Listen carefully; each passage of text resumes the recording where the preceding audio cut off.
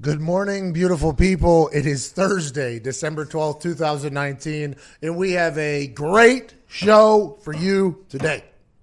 There's going to be a lot of head coaching opportunities in the NFL. Diggs will run through the hottest and coldest positions that coaches will want to get into.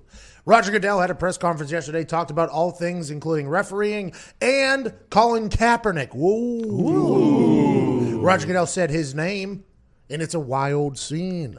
Jets and Ravens tonight. How much will the Ravens win by? Will it be 16.5 or not? We'll lock that up. We got Willis McGahee in the second hour. We'll chit-chat about everything happening in the sports world, including some baseball talk, some NBA talk, and your phone calls with Uncle Todd on the phones, 1-833-622-3331. Be a part of the show. Speaking of part of the show, Foxy, why don't we start this thing with a guy named Chase Rice? It's the perfect occasion for a little vacation from the heart of the nation. Not your medication, 2 hours of magic. Let's give it a go. Ladies and gents, it's the Pat McAfee Show. It's the Pat McAfee Show.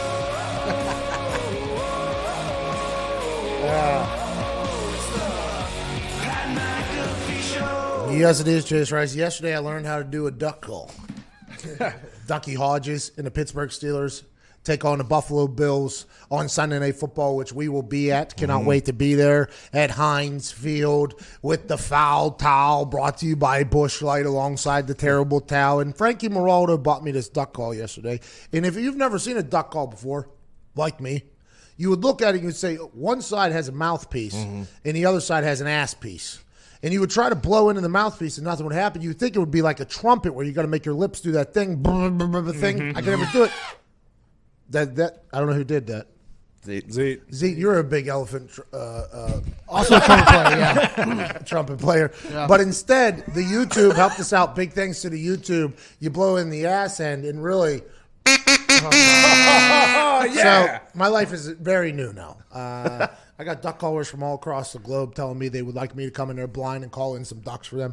And I'm not 100% sure if you're calling ducks to you or you're waking them up to go out. That's interesting. Depends on the call. Well, because in the game Duck Hunter, you're shooting them as they're leaving. Going up. Correct. And you would think that's accurate. Yeah, Duck Hunter wouldn't lie. Do they use a duck call in that game?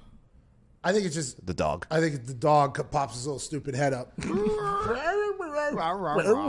then the birds go up or whatever. And I've seen Ducky Hodges play that game, and he was impeccable at it. But I got a lot of people trying to recruit me to their blinds. I respect it. I won't want to see the dead duck, but I like the thought of potentially being there with you guys. Camaraderie in the blinds, so keep those coming. Joining me today in Indianapolis, Indiana, on the casting couch, the chatting couch, is a man from Boston who steals all of our snacks in our office. Oh, come on. Connor Campbell. How's it going, Connor? It's going well. Actually, Hey, I'm sure it's going well. it's funny you say that. I could go for a snack maybe or two, Yeah, so we have to buy snacks, obviously, because we're a fully running office here. We got like 12 people that work here on a daily basis. We try to keep it a little bit upbeat, try to keep some snacks in here.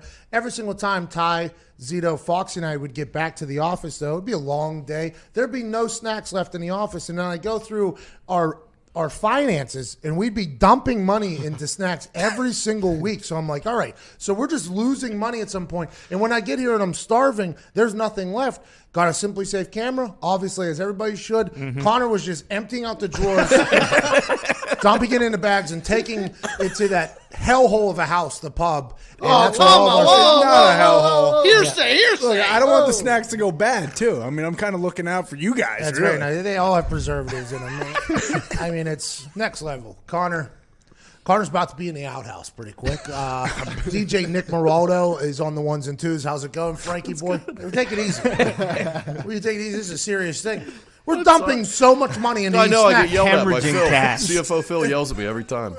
Well, it's something that, try to be a good company. Like, at least we could do is get some snacks for the guys that are in here working, grinding away. Very nice. And turns out... of you guys, Yeah. It's very nice of you guys. Yeah, it is, Connor. We'll move forward and talk about sports, but just know that there's some sort of punishment coming at some point. You know what? I'll bring some snacks in tomorrow for you guys. Back in. I got a couple boxes. got a couple boxes of Cheez-Its that you guys are gonna love.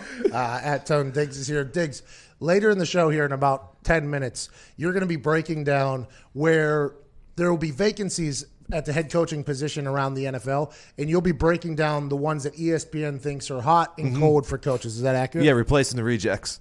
Whoa. A lot of these coaches haven't been fired yet, by the way. No, they have not. That people are just expecting them to get canned, and then which jobs will people want? I think I have a couple discrepancies with the list. Can't wait to hear that. We'll do that directly after the introduction of everybody. Ty Schmidt, we got an edition of Schmidt's List coming to us today. Yep. Yeah, a lot of slander about Aaron Rodgers out there, and I've just about had it with it. Okay, so there was a guy on TV this morning that played in the NFL for 7 seasons, and he was on Get Up this morning, and he said that a quarter of the NFL is better than Aaron Rodgers right now, and I'm excited to hear you saw that down. Jason McAfee's on the 1s and 2s. At Viva La Zeta over there. How you doing, Z? Doing good. Doing very well right now.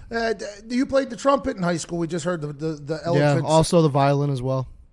Did you have a violin? Did you actually Well, play? I stopped playing violin because everyone had a bigger violin than me. We've talked about this. That was not a violin. Yeah, no, your head just grew so bulbous it couldn't fit under the chin anymore. You couldn't Don't know hold what it. that means. I won't look it up.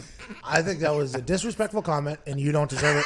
I don't know what it means either. But I don't know what it means. It Like, sounded a bit think wrong. A light bulb. No, it's a light bulb. It always shines. But I think it wasn't. I think you were in a band that had a bunch of cellos. Yeah, that you thought were violins. Yeah, That could be, yeah. That could have been it. I had Evan Foxy. You went to a basketball game last night. How was it? It was fantastic. The Pacers lost, but the halftime show was one of the greatest halftime shows of all time, except we'll have a little tease later for basketball talk. I'll save it for that. Yeah, there might be the end of an era. A little bit sad. And Uncle Todd's on the 1s and 2s back there. Todd, you have stand-up shows in what cities coming up?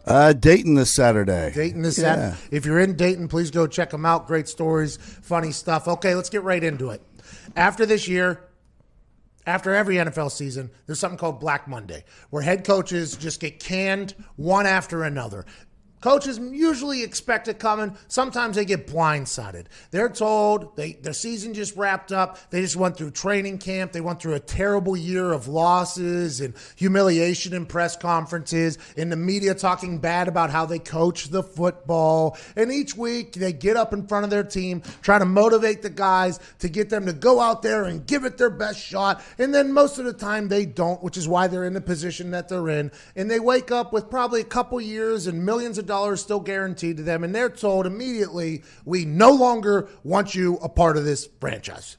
You stink as a head coach. You don't deserve to be holding a clipboard. You don't deserve to be standing in front of the team meeting room anymore. You don't deserve to be on the sideline, and we're sick of you representing our franchise. And there are 5 spots that ESPN is assuming is going to be wide open. One of them already is.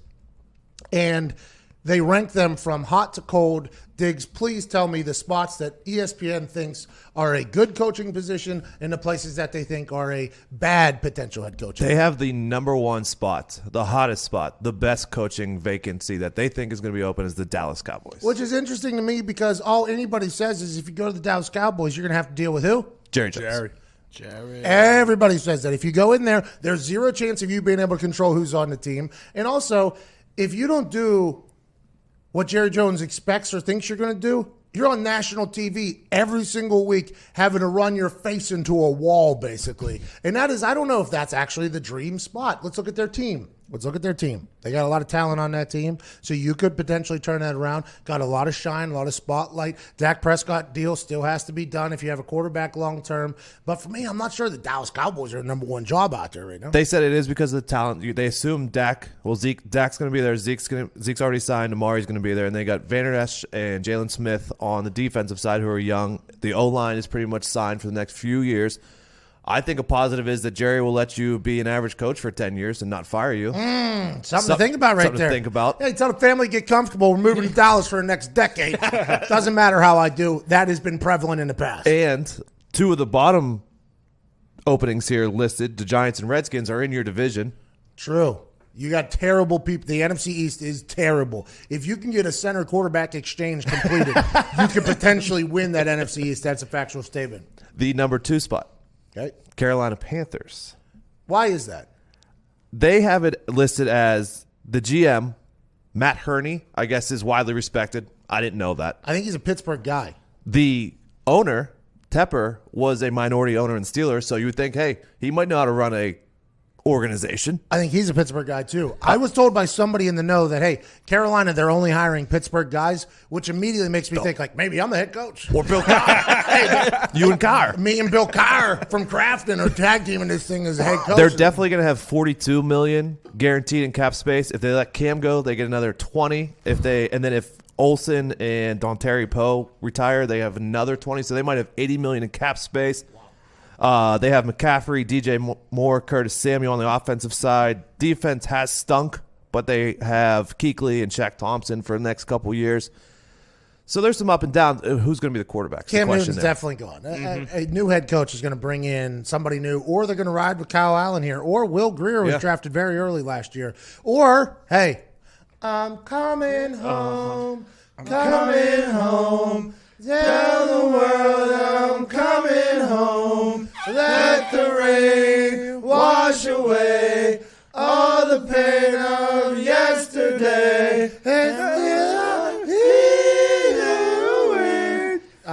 Phillip Rivers could potentially go back there. Good. Right? I mean, he's NC State guy, Carolina Panthers. They need a quarterback. He's definitely out of the Chargers. They would have renegotiated that contract already. Does he still have fire in him? I would argue that I think – oh, boy! Left side. Man Headset down. down.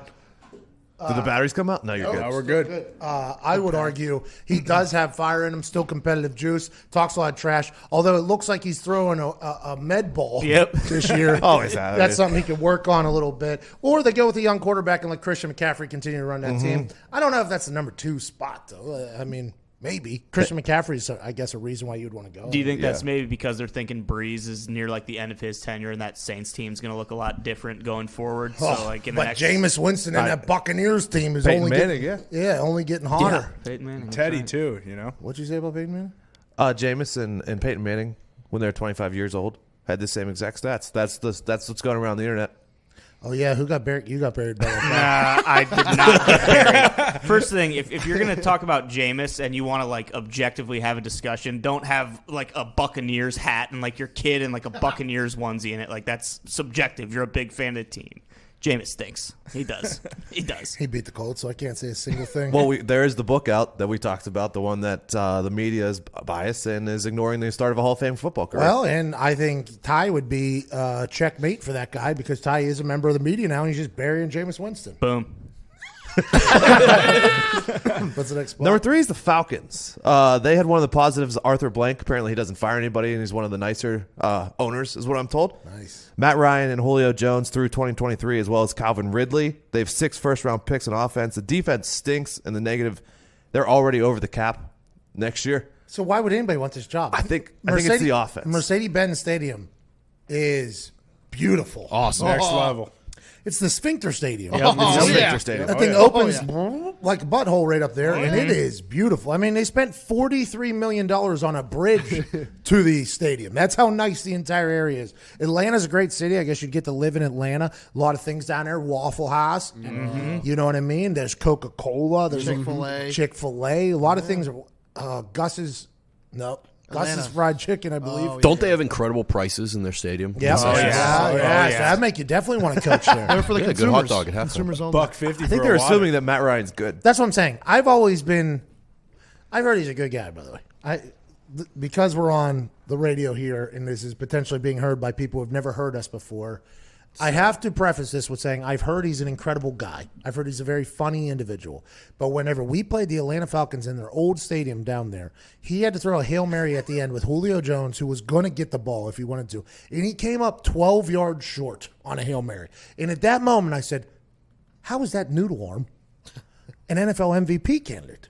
And then you go on and watch the 28-3 situation happen, and then you keep moving forward. It's like, I bet you Matt Ryan was very good at one point, but are we not at the point now where we're thinking, like, is Matt Ryan a very good quarterback? Is he worth you taking a job in Atlanta, knowing that the defense stinks, knowing that you're over the salary cap, knowing that Julio Jones is not always happy down there? He's a weapon. If he was anywhere else, by the way, Julio Jones probably It's just like what happened with Megatron up there in Detroit. Now, granted, I would assume Atlanta would pay him if he was to retire early, unlike the Lions.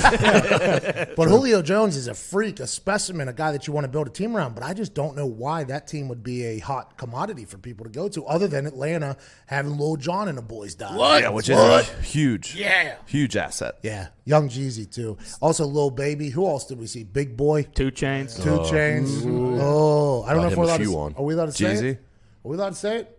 I think so, right? Hey, if Titty Boy's in your city, you know that's what it is. I don't know if I would want to take the Atlanta Falcons job. I agree. The number 4 team, you already mentioned them, the Detroit Lions, No. What are we talking about? because they have a quarterback, which is a big thing. So Matt Patricia's getting fired? That's what ESPN No, said? they said that the Ford family has not fired a coach after 2 years. I believe since Marty Morningweg, I think was Sounds and he- right. Sounds and right. he was like 12-27. Those probably don't match up. Whatever. Foxy. Sounds right. You have no idea. No idea. Absolutely no You didn't idea. even know that Morningwood guy was a coach. In that He team. might not even. I remember him. No, he was. Barely. Yeah. Marty Morningweg was the coach there once. Yeah, he stunk. Well, So, I mean, this is if Patricia goes, but they have their quarterback. They have a stud young wide receiver in Kenny Golladay. do they have a quarterback? Matt Stafford. He's a broken freaking back. Yeah, that'll heal. Does it? Does your back just heal? I don't know. Mine's broken right now. How Matt- old is Stafford? My age, 31, 32. He's there until 2022. So he's got 3 seasons. He's a bulldog, though. He's a very good football player that not enough people appreciate, I think. I agree. I agree. Because the only conversation about him is always like, oh, he puts up good numbers, but they never win. It's like, well, what do you want from your quarterback, man? What else is he supposed to do? Like, is a quarterback not supposed to put up good numbers and then they're supposed to win? Like, I don't understand how Matty Stafford kind of gets that bad. And I think Bleacher Report with that, Unbelievable. that was- Emo. Made him emo. What was that? yeah, Pad Statford or whatever it is. It's like, what the hell do you want your sorry, a quarterback that's a passing quarterback is putting up big numbers. Like, what do you want the guy to do? Stink so they win more? I don't know how. He's clearly not the problem in Detroit. If he was to leave, how would Detroit Lions fans? They would literally go 0-16 every single year. If he leaves the Detroit Lions, I swear to you, I'm done with the franchise. What was your guys' record so far this year? We've won 3 games. Was he the starter? Oh, for no. Yes, he was the starter in all 3 of those games. Blau. Oh, Blau's good. Hey, Driscoll. yeah, don't sleep on big play Driscoll Blah. sucks. Matt Patricia. The defense has got worse since he's got I have a question though. Matt Patricia, by all accounts, very, very intelligent football coach. By all accounts, literally, everybody used rocket science. legit rockets. If you look at that Seattle Seahawks game and you hear the story behind it all, he knew they were going to throw the ball. Like, he knew it was going to happen. Everybody's like, oh, the pick came out of nowhere. It's like, no, big brain Matt Patricia with his Ticonderoga knew it was coming. So he goes in there, and it's just abysmal. It has been an abysmal situation. Now there's a broken back on the quarterback. There's a lot of things going on. Can anybody go in there and win that? If you're another coach and you see what Matt Patricia's done there, you see what everybody else is. Jim Caldwell had a couple winning seasons, by the way, and he gets fired. Like the Lions ownership has a couple winning seasons. They're like, get him out of here. Get Jim Caldwell the hell out of here. Doesn't have enough personality, doesn't have enough spunk. Let's bring in the big bearded smart guy with Ticonderoga. That'll work. He hasn't won. If you're a coach, why would you want to take that job? I just don't know. I guess because you have Matt Stafford. If you're a young guy, maybe not getting offers from anywhere else, I guess you go because it's a big paycheck. But other than that, I just don't see why you'd want that gig. And I don't know if they're firing Matt Patricia just yet. No, I don't know if they are either. I don't think so either. Tough division. Tough division. Especially Bear with Don. Hey, primetime Kirk Cousins was born 3 weeks ago, Yeah. 4 weeks ago. So he's only getting better. You got Aaron Rodgers. I guess Rodgers is like the 16th best quarterback in the NFL, so you're not really worried about that. We'll talk about that soon. That was said by a human who's paid to talk about football on television earlier today. Ty is not happy about it. I just don't know, A, if that position is going to be open, or B, if I want it. Who's number 5? Number 5, as a team that I think you like, the Cleveland Browns. This is a head coaching gig I could get behind here. This is something I wouldn't mind coaching. Failure is accepted. Failure is expected. I mean, these are things that if you fail there, they're like, yep, there's nothing you could do. This is organizational failure from top to bottom, has been for decades now. Fan base is still going to show up. People still love the Brownies. They're still hyped before the season. And if you do bad, it's just like, same old Browns. That's just the way it'll go. But if you look at that roster, Okay, on the offensive side, now who knows what's going to happen with Odell? Apparently, Odell's been dapping people up in pregame. What up, man? Good to see you. Get me the hell out of here. All right. See you. Hey, man, what's up? Good to see you again. Yeah, you're the best. Congrats on the wedding. Give me the hell out of here. All right. I guess that's been happening. Jake 2023 is his contract, though, if they don't want to. Yeah, but he's been there. Yeah. He's going to be there. Jarvis Landry's going to be there. You got Nick Chubb. And Kareem Hunt and Denzel Ward, Myles Garrett, defense. Greedy Williams. what are you laughing about, Zito? Oh, nothing. Something popped on my computer. I try exiting it out. I might have a virus on my computer. Sorry. Yeah. Sorry, All T-Wave. right. Saw a kick in there. The by the way, terrible what happened there. Yes. But on the defensive side of the ball, Myles Garrett's about to be neutered, right? I mean, you're about to get Myles Garrett, who's only focusing on what? Working out right now? He's not allowed to be in a facility if he's suspended. So all he's going to be working on is his workout, becoming quicker somehow. And he was up for like defensive MVP conversations the first couple weeks. Let's say he gets back in the game. That defense is kind of coming together. If you can turn around Cleveland, you will get like a 10-year, $700 million contract. And if you can't, it's like, yeah, that's what happens. I've been told by an NFL coach before that you haven't really coached in the NFL until you got fired from Cleveland.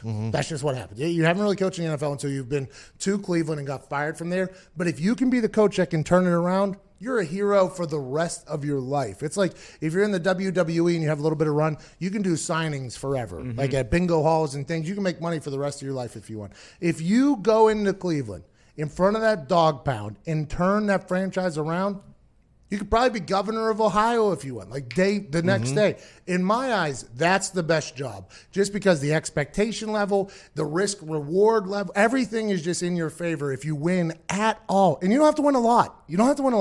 You win 8 games, 9 games, and then you just show that you're getting a little bit better. After Hugh Jack City and this Kitchens guy, you could potentially become king of Cleveland, which is a great city to be king of. They got a couple casinos over there. Here's the problem with that. It's got to be either a young guy or a coach on his last leg, because their GM Dorsey is a power-hungry guy. He doesn't like to give up a lot of power. So whoever he gets is going to be under his thumb, and it's his second chance at being a GM. He was fired from Kansas City. Yeah, but he built that roster, right? Yeah. And that's the thing. The knock on Dorsey is he doesn't care about anything other than getting players in there. Obviously, he was the only coach, or only GM that would sign, some players that nobody else would sign. Right. Which, by the way, what if Antonio Brown ends up in a Cleveland Browns uniform? Jarvis Landry, Odell Beckham, and Antonio Brown playing wide receiver. They'd mess it up somehow. Now, of course they would. But if they didn't, you're a hero forever. And we said this yesterday. After Antonio Brown's Twitter spree yesterday, not 100% sure he's ever going to get back in the NFL, which we are all bummed about. But I think that Cleveland Browns position is the one that... Here's the negatives that they're saying. 5 coaches since 2012. So he's got a quick trigger. You have to live in Cleveland. And they said that on ESPN? Yeah, I thought I saw that on there. And then you're in a division with the Ravens. Lamar Jackson's going to be good for a long time. Yeah, and? I'll say it, Steelers. And, I mean, the Bengals are so good that you have to record their sideline, so people think they're going to be good. So it is a tough Is division. Baker? Joe Burrow, Is Baker too. the future, too? Yeah, he's going to have to be for at least another year, right? How Yeah. many years, Yeah. How many years they give first overall pick? 3? You get 4 with a 5th-year option, I No, believe. but I'm saying if you fail. To get it done. I mean, they gave Jamison Mariota the whole 4 years. And by the way, that Tennessee Titans team has come up out of nowhere after benching him. What if that happened? Who'd they have over there? They had Tyrod Taylor, right? Hugh Jackson had Tyrod Taylor over there. Wanted him to start, and then Baker came in and lit a fire on the team. And then now this year has happened. I will say this about Baker Mayfield. Might be the best actor in the NFL. Might be. Hey, there's a new commercial out every single week, and I'm going to say it, he's good at them. I love the those beepy one. commercials. The beep one is people are coming after him with pets because they said it's sending their dogs into a tizzy. Just mute it. Soft dogs. Well, I think when I blew his duck call, I guess all my animals started losing their mind. Same. That happened in my house, yeah. Like, Sam sent me a text. Was like, "Will you stop with the damn duck call? Our 3-legged cat Scootsy just went off the top rope." My God! Okay, so go through them again. Okay. 1 Cowboys. So they won Cowboys, 2 Panthers, 3 Falcons, 4 Lions, 5 Browns. Yeah, see, I wouldn't take any of those jobs other than the Browns. And then obviously the bad ones are they had 6 Jags, 7 Jets, 8 Giants, 9 Redskins. Good culture, the Redskins, though. Yeah, well, Bruce Allen said that buffoon is a guy you'd want to work for. Yeah. You would not want to go there. And now, granted, will there be more coaches fired than that, or you think that's the number? That's a lot of coaches, by the way. That's like a third of the league getting fired. I think that's the average number, like 7 to 9 normally. It's a lot. That's insanity for me, bro. Insanity. Hit the music. We got to get to a break. Ooh. Oh, does this one feel good? Oh, yeah. Go ahead. Read that. Don't tell me what to do like that. That was a creepy situation. This season, Omaha Steaks has a deal that is so stupid, it doesn't feel as if it's even real. We must take advantage of this. Maybe the pub, instead of stealing food from our office, should do this. Don't worry, we already got one of those. Did you just charge it to the office? It was actually the one you... Oh, it's for me. Give the holiday gift that families across America have loved for over 100 years, Omaha Steaks. Omaha Steaks is America's original butcher, bringing families together since 1917. Wow.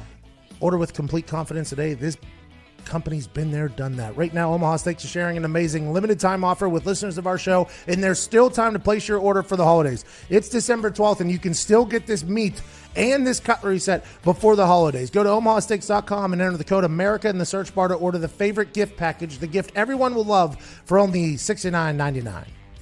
Order now and you'll get 4 6-ounce bacon wrapped filet mignons, 4 savory premium pork chops, 4 Omaha Steaks burgers, 4 perfectly browned potatoes au gratin, 4 made from scratch caramel apple tartlets, an Omaha Steaks signature seasoning packet, and listeners of this show get a free 6-piece cutlery set and a cutting board. All this delicious food plus the free cutlery set they'll enjoy for years to come for only $69.99. Omaha Steaks are the most tender, the most flavorful, and you can only get steaks of this quality from Omaha Steaks, America's original butcher. So go now to omahasteaks.com, type the word America in the search bar, and get the favorite gift package, a gift all of your friends and family will love for only $69.99. Don't wait. If you want to take advantage of this offer and get your gift before the holidays are over, go to omahasteaks.com, type America in the search bar, and get the gift that everyone will love for the holidays this year. That's a stupid deal. Stupid. You would think with stealing that from the office and all the snacks that the pub would be content, but they still can't keep their grimy fingers off the stuff in this office. Gotta stay hungry. We're well nourished. Obviously. 10:27. We'll be back on the other side. You're listening to the Pat McAfee Show. You didn't deserve that, Zito. Thank you.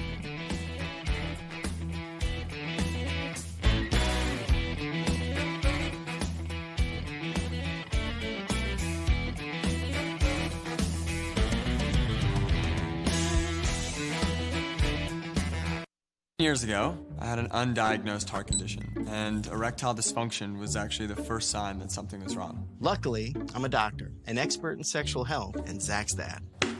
Not everyone has a doctor in the house, and some health conditions can be really tough to talk about. We started Roman to change that. Now you can go online and chat with a physician. And if treatment is right for you, we'll ship genuine medication right to your door. If you're experiencing ED, hair loss, cold sores, or other issues, let's take care of it.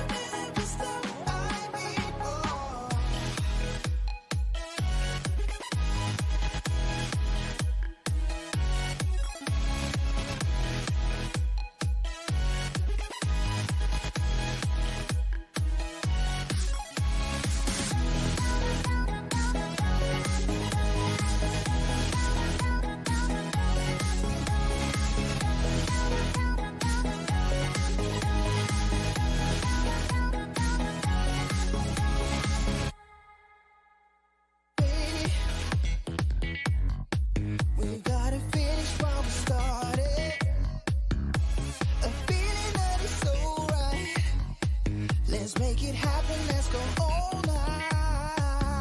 I heard things about you I like. They say you're a bad boy, it's your time, so baby, let's find out. Baby, let's find out. Yeah, baby, let's find out. Baby, let's find out.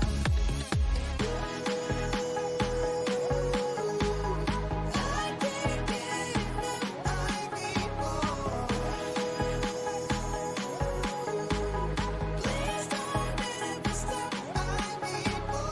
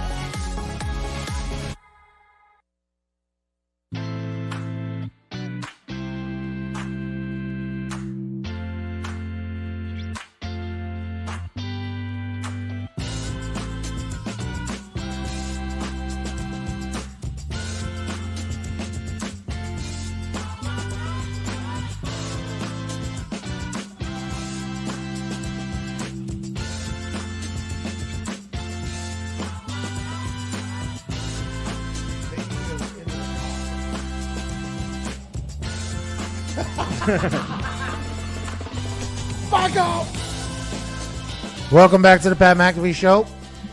Tonight, Jets and Ravens. Ravens are minus 16.5 with Lamar Jackson being questionable. He says he will play, but he had a quad injury earlier in the week that made a lot of people raise their eyebrows. And the people that raised their eyebrows were the people that have been preaching from any perch that they possibly can that the only way that you can stop Lamar Jackson is if he gets hurt, which is eventually going to happen, is what everybody has said.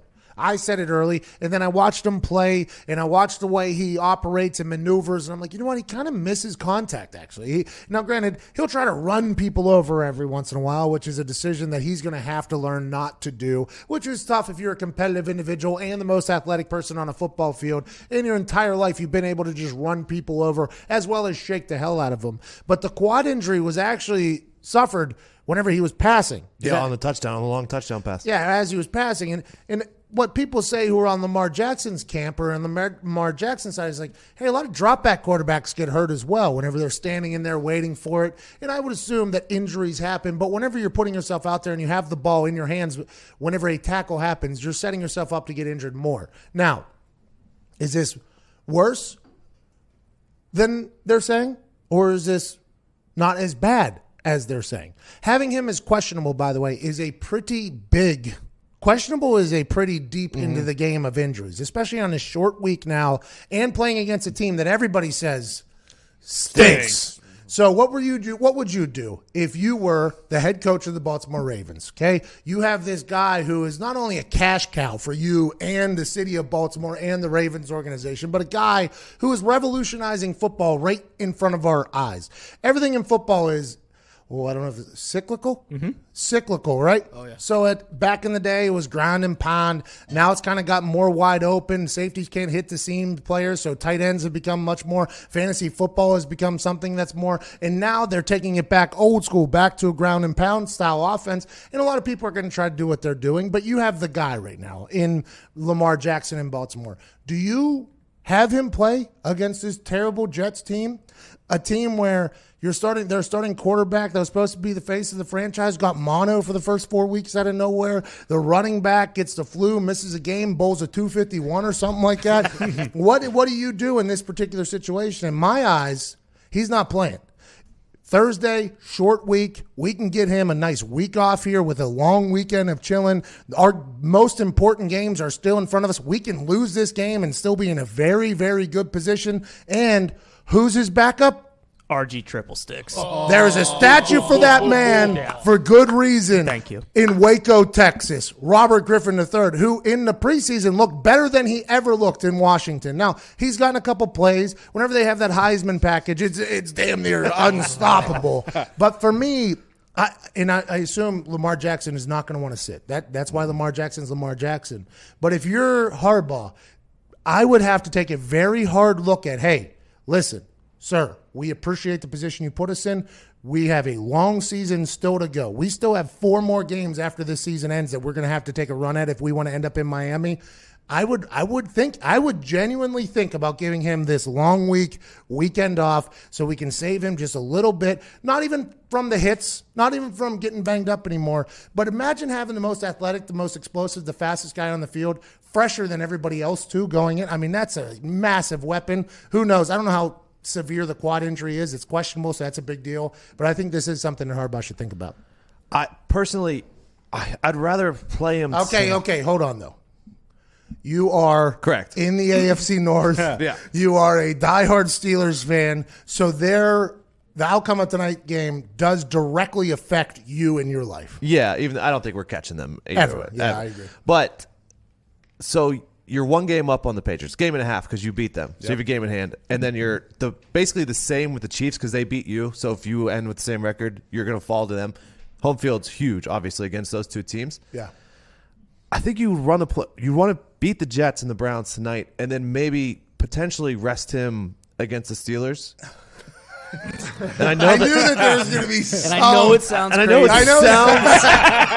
It sounds homerish, but you don't want to play him against that defense, do you? True. That is very true. Would you rather have him play against his Jets defense than the Steelers defense week 17? Even though the stats say that the Jets are the number 1 rushing defense. That's what the stats say. I didn't know that. Yeah. I had no idea if there was a number 1 anything. Tonight's matchup is the number 1 rushing offense versus the number 1 rushing defense. Thursday night football. There's no way he sits out. He's chasing that MVP. He's trying to break some Vic records. Yep. There's no way.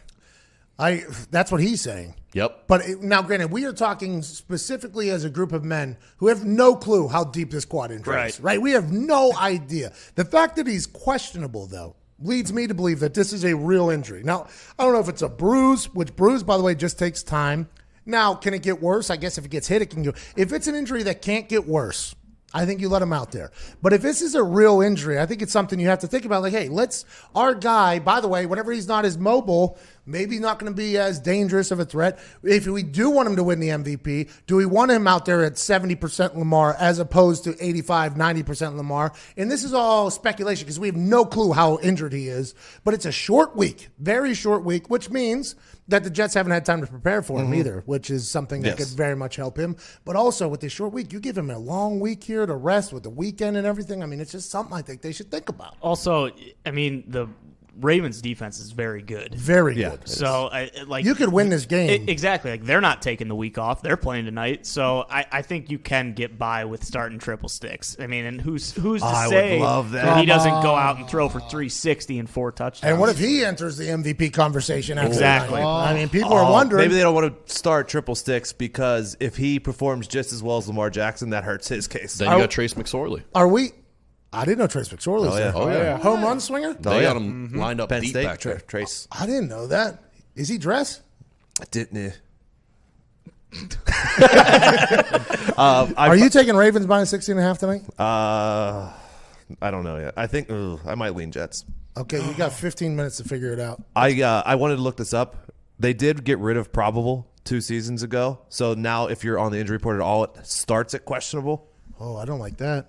What's that all about? I thought there was levels to this thing. There is questionable and now doubtful. Just those 2. Oh. Figure it out. They got rid of probable. So questionable just means that he was on the injury report.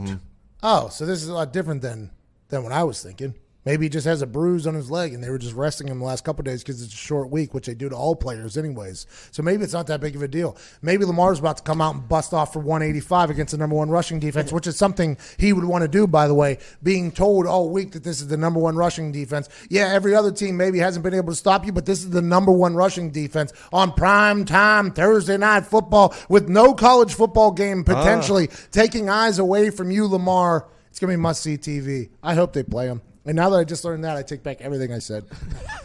Put them out there. Let's go to Matt in Corvallis, Oregon. This is our first call from Oregon. But hey! Oregon, okay. Hey, let's go Ducks. OSU. That's where Oregon State is, yeah. Hey, no. We hate the Ducks. Yeah, We're the Beavers at Oregon State. Beaver. Whoa. And Pat, yesterday's Duck call moment on the radio is probably one of the greatest moments on radio, I think. People were saying it. That has ever happened. It was you had me dying laughing. Matt, we appreciate that because honestly, that was the most genuine moment I think we've had in a long time because, I'm a noted buffoon. Noted buffoon, right? So not being... I was listening to it on the radio at work, and then I watched the video at home, and I watched on YouTube, and your guys' reactions, just everybody's face. You couldn't help but smile and just be happy for you. Matt, that's what we're trying to do here. We appreciate that. What do you want to talk about, brother? Hey, so sports betting just became legal in Oregon, and I don't know crap about sports betting. I know, and I want to become a rich man. I want to change up the SeatGeek, passcode I use there. I want to be, little Pat instead of, change it up. So I want to know, how can I get into sports gambling? And I want to learn it from the man who's always got the hammer down. So. Hey, by the way, good Pittsburgh E's there. I thought you did well there with the down. For me, if I'm just getting into the game of sports gambling, and Diggs has been a degenerate for his entire life. I just got in here the last couple of years after I retired because in the NFL, although an IRDB for the Arizona Cardinals just got suspended for a year for doing it, you are very much taught not to gamble. Don't be Pete Rose. Don't be Pete Rose. Don't be Pete Rose. It ruins everything. But now that sports gambling is getting more and more legalized, I can see how people are starting to dip their toes in the water, and you want to know what you're getting into. Whenever you see the spread, like tonight, for instance, the Ravens are minus 16.5 at home against the terrible New York Jets. So what that means is the game is starting with the Jets up 16.5 to nothing. So as soon as the game starts, it's 16.5 to nothing. Adam Gase and the New York Jets over the Baltimore Ravens. Now, if you just want to do some easy things, I don't think you should be gambling on a lot of games here early. Money line means just who you think is going to win, who do you think is going to beat the other team without any point spread at the beginning of it. And if I were you, I would dip my toes into that water first, and then I'd start dancing around with the point spreads, the alternate lines, the over, the unders, and things like that. I think you have to walk before you crawl because you sound like a smart guy who's going to invest in yourself. I think you start with money lines, and then you move up from there. So I'm hearing money line on the 49ers, and then don't bet the money line on the Bears the rest of the season. Come on. Hey, Matt, you got it, pal. Get out of here. That guy gets it. That guy gets it. That guy gets it. Quick learner. Start small. Break-ins spike every single year during the holidays because break-ins can happen from within, by the way. Oh, yeah. Yeah. Absolutely. Absolutely. All the time. More common almost. I'd say. You're digging yourself a hole, Connor. Get out of it. Don't worry, I got a couple boxes of Cheez-Its coming your way. Break-in spike every single year during the holidays because families are traveling and burglars know people have expensive gifts just lying around. That's why SimpliSafe is my choice for home security. SimpliSafe is comprehensive professional home security at a fair price, and right now is the best time of year to get a SimpliSafe security system for the holidays. They're giving listeners of this show a huge discount on your security system and a free security camera. SimpliSafe protects every door, room, and window with 24/7 professional monitoring. Is there a beat drop coming, Jay? A little bit. He said yes. If there's a break-in, come on. SimpliSafe can give real-time video confirmation so police respond up to 3.5 times faster. With SimpliSafe, there's no contract, no hidden fees, or fine print. Prices are fair and honest, starting at just $15 a month. Go to SimpliSafe.com/Pat now to take advantage of SimpliSafe's amazing holiday savings and get a free HD security camera. This offer is for a limited time only, and it's ending soon, so hurry your ass up. That's SimpliSafe.com/Pat to save big and get a free security camera. SimpliSafe.com/PAT. SimpliSafe.com/Pat. Them porch pirates ain't nothing to the SimpliSafe camera. Order from Amazon or wherever the hell else they deliver stuff from. and have that camera sitting out there on the front porch. Also have it in your house. It all goes right to an app that's easy to use. It's non-intrusive. It's hassle-free. Simply Safe has saved our lives over here, and we're very thankful for them. And you should get in on the deal right now. We'll be back on the other side, wrapping up hour one, chit-chatting about stuff from Roger Goodell's press conference. Whoa, the commissioner spoke. What did he say? We'll find out. You're listening to the Pat McAfee Show.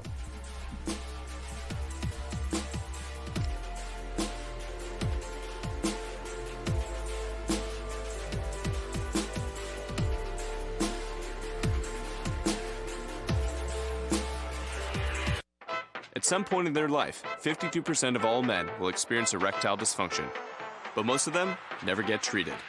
Now there's Roman, the digital health clinic for men. With Roman, you can get genuine medication prescribed by a U.S. licensed physician, all from the comfort of your home.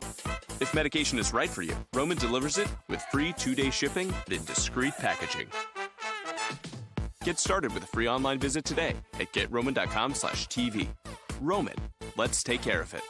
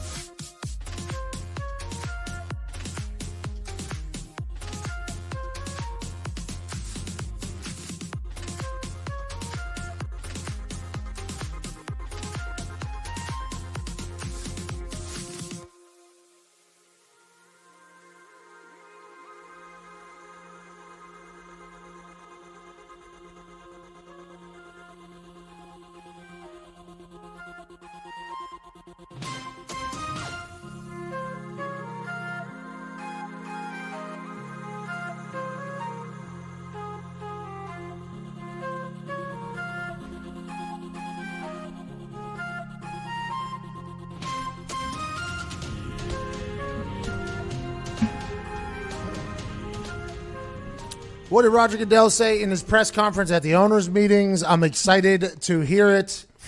Anthony, you know? I do know. Okay.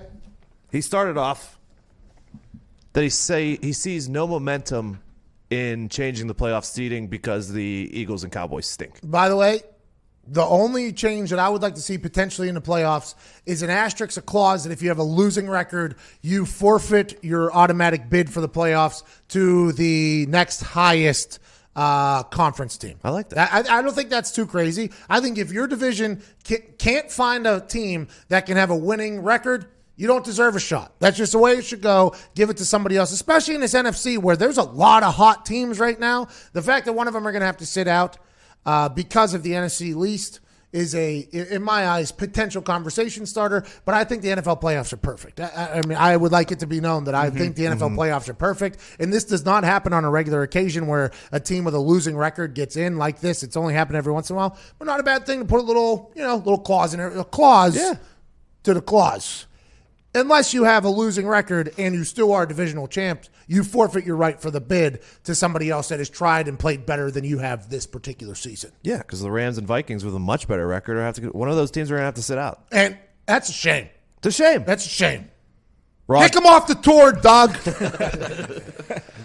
Raj also said the league has moved on after Kaepernick chose not to take an incredible opportunity. By the way, normally the world is against Roger Goodell. I think with the way that entire thing panned out, a lot of people who were even on Colin Kaepernick's side, like I was on Kaepernick's side, by the way, a lot of people have come after me on the internet from both races, whites and African-American folks, saying that I was dumb for taking my positioning, which has always been, I very much understand what he was kneeling for. I appreciate the fact that he generated a conversation that has potentially made our country a better place and a more understanding place. And although the reason for the protests was definitely confused on both sides of the aisle here. One was fighting for injustice. One thought it was completely against the military, which you could see how both sides could potentially run with it. They turned their backs on each other, decided not to talk to each other. And I, who have been in an NFL locker room and around a lot more of these situations, I think I have a little bit more understanding. Like, yeah, I understand that these guys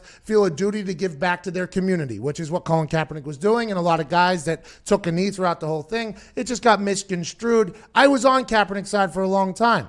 I thought it killed ratings. I don't think a lot of people expected or appreciate it. I think it very much turned people off from the NFL, but I think it, in the end, made our world a better place. And for one day, we all wish. By the way, Jay-Z wishes this, who set this up. I wish this. I think a lot of people. Just for one day, he played by the NFL's rules. And if they didn't sign him, I think even more people would have been on his side. Instead, he made it a distraction. He made it a show, a cluster, and ain't nobody going to want to sign him now. And honestly, you can't blame him at this point. I think there were some teams that were thinking about signing him, and then what happened, and now it's just like, yep, Roger Goodell can say things like this, and everybody's like, yeah, hey, we feel you, man. We agree completely. And by the way, if I'm Colin Kaepernick, I can understand how you don't trust the NFL for what has happened. But for one day, just one day, if he would have just played their game, this could be a completely different story. Could have came full circle. But instead, here we are. He's probably never going to play in the NFL again. It's a shame. I don't know. I don't know if he's good or not. I have no idea if he's good or not. I think there's teams that legitimately wanted to sign him, though, that would have appreciated a workout without the cameras and without the things. They could talk to him, ask him questions and all that stuff. But instead, he made it about him and his team and whatever. Roger Goodell's done with it, by the way. He's done with it. Ship has sailed. I do not want to hear any more questions. Mr. Z, Hova, made me do that workout, and he made us look like fools, so I'm done with it completely, is what Roger Goodell said. In regards to the CBA, Raj isn't sure how far apart the owners and players are. I don't know where we'll be. I know we've committed to work hard and try to keep the issues at the table and try to see if we can reach an agreement. All this is PR now. A couple weeks ago, they were like, oh, we're almost near being finished. That's either the NFL saying we're almost near finished to put pressure on the NFLPA not to come out and say, no, we're not, because then the NFLPA looks like a bunch of spoiled brats, or it's the NFLPA putting that out to make the NFL look bad. Just know that during these CBA negotiations, it is 1,000% a PR spin in an attempt to get leverage over the other person. That's just the way it goes.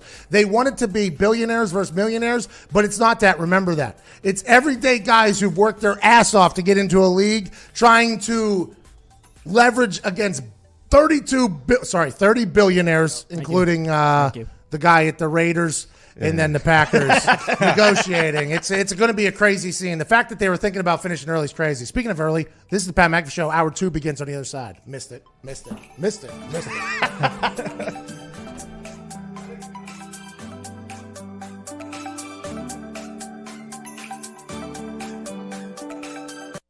Did you know over 60% of men experience significant hair loss by age 35? Some shave it or hide it, but some of us want to treat it. That's why there's Roman, the digital health clinic for men. With Roman, you can get personalized hair loss treatment and unlimited follow-ups from a U.S. licensed physician. If treatment is right for you, Roman delivers it with free 2-day shipping. Get started today with a free online visit at GetRoman.com/TV. Roman, let's take care of it.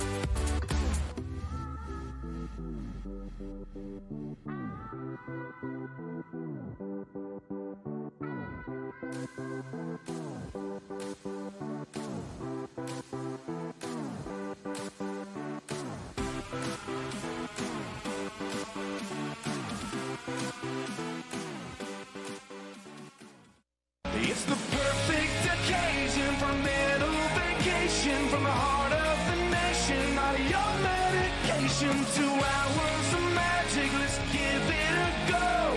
Ladies and gents, it's the Pat McAfee Show. It's the Pat McAfee Show.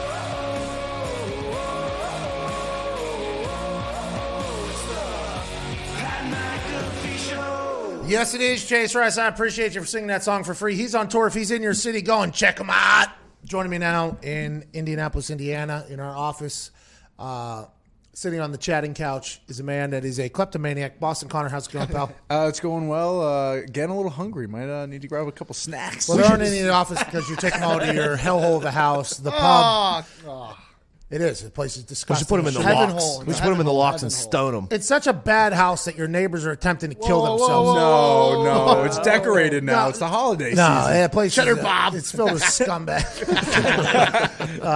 If you're missing the first hour, it has come to light that each week our expense report is loaded with snack purchases because the office is a place where I like people to feel comfortable at here. You know, we play music, we have couches, there's I like saw the 6 snack TVs. report, too. Very nice. There's a lot of things. And each week we have to buy snacks for the office, you know, to keep the boys going. You know, like, hey, here's a little cookie. Here's a Pop-Tart. Here's this. We got Pop-Tarts? Well, we did. We did. Oh, that's where we got And it. every Someone's single blood sugar as time, Foxy, Ty, Zito, and I would come back from our trips on the road this past 12 weeks, there would be 0 snacks left in the office. Mm-hmm. And I always wondered how this could be because I see that we're spending hundreds and hundreds of dollars a week on snacks in this office. And our Simply Safe camera caught a man from Boston dumping drawers of snacks into a bag and running out like he was ransacking a jewelry store with the snacks to take it back to the pub in Boston Connor. And there is currently a poll on our Twitter, on my Twitter at Pat McAfee Show, if we should call the police on him and send his ass straight to jail for this. Todd, what's it take to be grand larceny? 1,000? How much does it have to be? 10,000, which I think he's probably close to at this point. We could be at 10,000. There's a real potential chance. You can vote on that now. We're 10 minutes into that poll, and 85% of people are saying we should call the police on him stat and send him to jail. So that's something to think about, Connor. Yeah, jail sounds nice. 3 meals a day. Let's do it. It's actually 2 hots in a cot, not 3. But on the ones and twos, DJ at Nick Moraldo. How's it going, pal? It's good, man. You know, I've never seen this guy eat lunch. Well, you know why? Yeah. Because he's just snacking for 8 hours, and then he goes home. He has Funyuns for Thanksgiving, and then he has all of our snacks for the rest of the meals. It's next level. And you're talking about jail. I don't think capital punishment is out of the question either. Oh, you want to kill him? No, I don't think a death penalty, but, you know, some type of physical violence could I'll teach this take guy a the lesson. chair. Let's put him in the locks. Stables. The ones where you hold the arms up and put the head out there? Yeah, and we'll stone him. I'm okay with being stoned. You would love to get stoned. I think that's part of the snacking problem. Well, I mean, he looks like Marv from the Wet Bandits. He thinks this place is Duncan's toy chest. No way. Connor, you didn't deserve that. No way. But neither did our office with you just stealing all of our food in here. It's next level, Connor. You know, lunch is on me today, guys, all right? What a hero. What a hero. What a hero. At Tone Diggs is here. Went through some head coaching vacancies that are going to happen after this year. Hot and cold spots. Number 1's the Dallas Cowboys. Number 9's the Washington Redskins. Mm-hmm. That about makes sense. I don't know who's going to end up where. They're saying Coach Mike McCarthy is going to end up in one of these spots. Ron Rivera, Mike McCarthy. I assume there's a college coach or two that's going to be up for grabs, and then some coach is going to come out of nowhere that we had never heard of before, and they're either going to completely stink or be great. I'm excited to watch the coaching carousel continue at Ty Schmidt. You guys were a part of that last year with LaFleur becoming a Green Bay Packers head coach out of nowhere. I had no idea he existed. Oh, yeah, I wasn't a huge fan when they hired him. How about now? Well, yeah, I mean, we're winning, so yeah. I still don't know about in-game X's and O's. I don't know how good he is when he stacks up against other guys. But, I mean, you know, can't argue with 10-3. It's just like hiring a kicker, right? I mean, whenever you want to cut your kicker, which is something that a lot of fans want to do because the messaging about kicking has always been it's easy. You have one job, just kick the ball through the uprights. And I think this year we've seen the worst performances by of the most kickers I think I've ever witnessed in my entire life. This has been a down year for the brand when it comes to kicking. Now, granted, the greats are still great, but missed kicks and big opportunities seem to have happened at a more regular rate this year than they have in the past because it's a game in between the years. And maybe this is my fault for putting a little bit more spotlight on these guys, but I think they'll bounce back next year and do well. But every time a fan base wants to cut a kicker, they're like, get him out of here. Easy job. Bring in the next guy.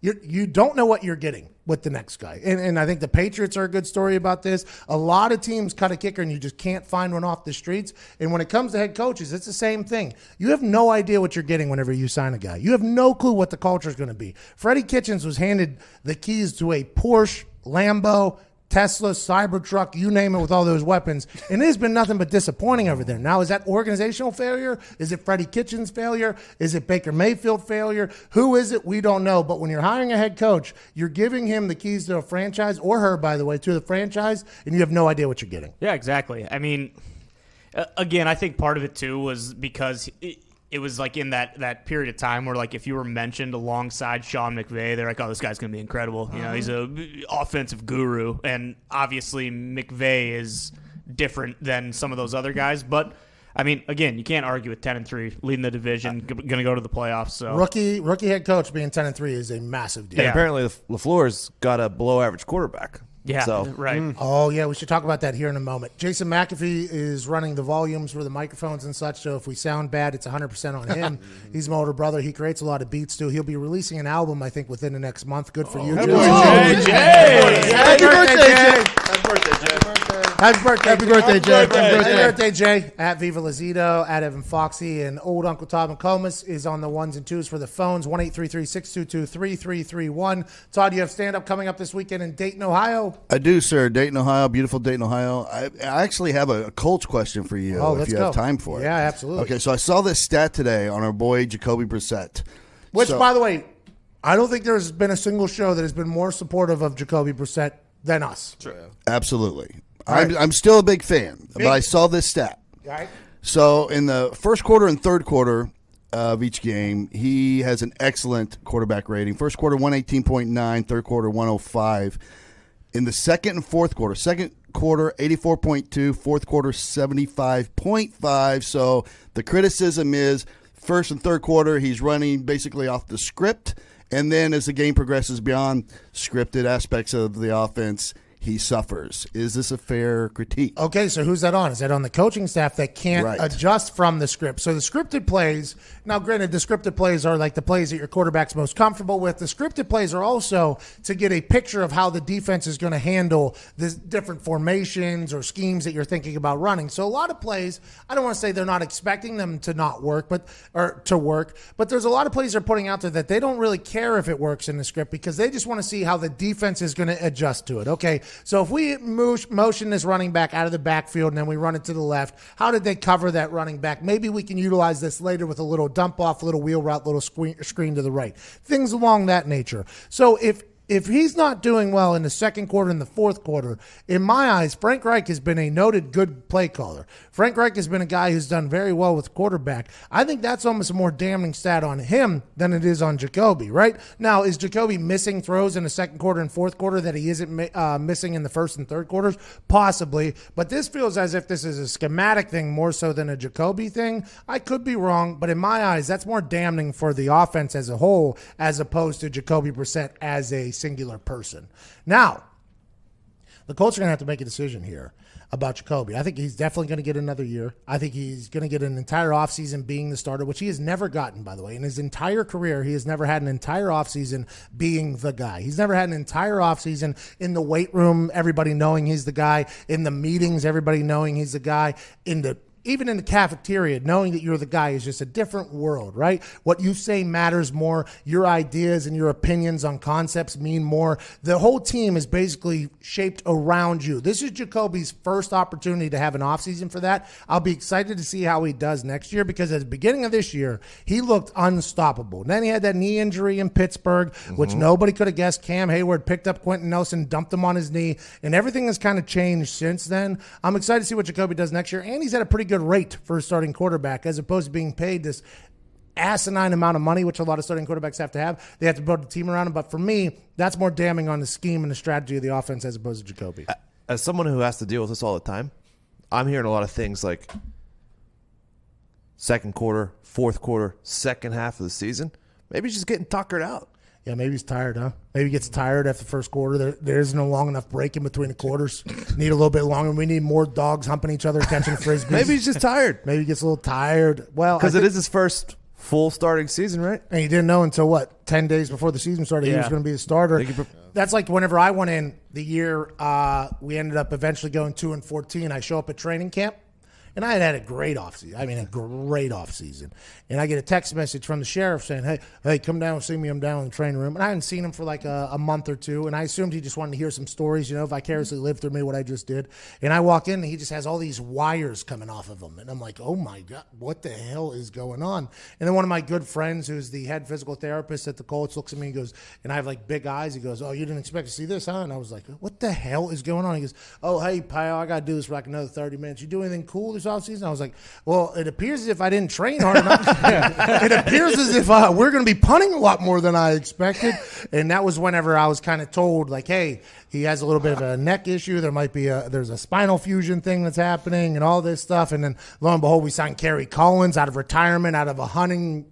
I think he was in a deer stand whenever we hired him. He didn't want to come back. And then Curtis Painter and Orlovsky, and we go 2-14. But that was one of those things where if I knew we were probably going to break a record for punting, I probably would have done a little bit more in the offseason. I was coming into the season ready to skip right back into the AFC Championship or the Super Bowl, knowing that we have the greatest of all time. And then whammy, I'm summoned down there basically from a flip phone text message. And I see these wires coming out. I'm like, damn.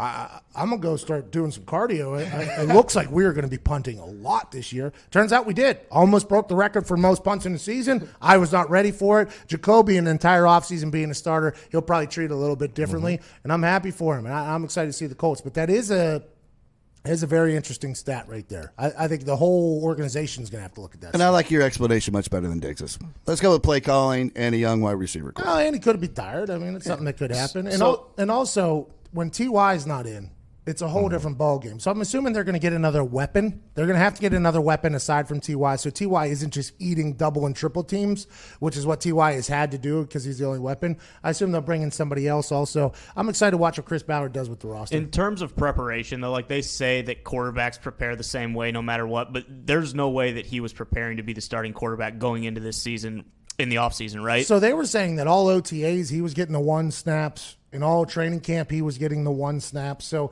I think just mentally it's a lot different than physically. I think with Andrew wasn't taking a lot of reps anyways because of different injuries that they were skating around. They're like, it was his ankle, I think, at one point. It was his knee at one point. Todd, am I right with that? Yeah, I think it was like they said it was his ankle he wasn't practicing, then his knee at one point. And it was this. Like, he didn't practice at all during OTAs. And the local news was just like, Andrew sits out again today, but don't worry. Colts, like the messaging was always like, Andrew hasn't practiced yet, but don't worry. And then training camp started happening. Like, Andrew is resting today, but don't worry. And then whammy, that Adam Schefter tweet comes out of nowhere. So Jacoby took a lot of 1 reps because Luck wasn't practicing. But mentally knowing you're the guy, it's just a whole different ball game. I mean, there are humans out there. You expect, he gets paid a lot of money to do his job. It's a kid's game, all that stuff. Yeah, but when you know you're the CEO of an operation, you're going to act a lot differently than the regional manager will. That's just a very easy way to look at it. And I would assume now with head coaches too, right? Like when these head coaches get these jobs, it's a whole different ballgame now. No longer are you just a coordinator where you only have to worry about your side of the ball. Now you got to answer a lot of dumb questions about a lot of things. It's a whole different world whenever you become the guy in different positions. I would assume in real life as well. I have a stat here for you. I'm excited for it. Hey, Tony, stats. I mean, this is before rookie contracts and everything like that. But the Colts, again, they have $107 million in cap space next year. That's what I'm saying. And Chris Ballard, by the way, has done good with the money. He's paid people that have done a lot for the Colts. Jack Doyle just signed a big deal. He paid Jacoby Brissett, made him the guy. T.Y. Hilton, I assume, is going to get paid again soon. And they need to bring in some weapons on the offensive side of the ball. And Chris Ballard lives and dies with the trenches, loves it.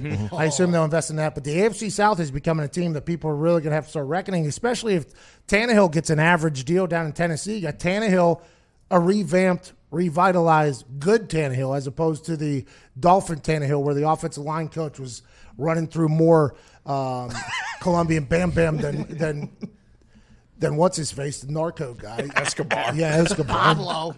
So Tannehill, Deshaun Watson. I mean, this, and if Gardner Minshew continues to get better, which is hilarious to think about, the AFC South's going to be a problem. Mm-hmm. And Colts got to keep getting better, man. You think T.Y. still has some time left? Oh, yeah. Yeah.